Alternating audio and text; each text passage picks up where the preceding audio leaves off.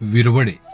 विरवडे म्हणजे संस्कृतीचा ठेवा, श्रद्धा, परंपरा आणि ऐक्याचा मेळावा. इथे प्रत्येक दारी भक्तिभाव आणि प्रत्येक हृदयात मारुती रायाच्या भक्तीचा प्रवाह. माऊली रामकृष्ण हरी.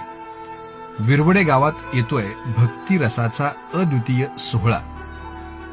भव्य दिव्य भावार्थ रामायण लक्ष्मण शक्ती सोहळा.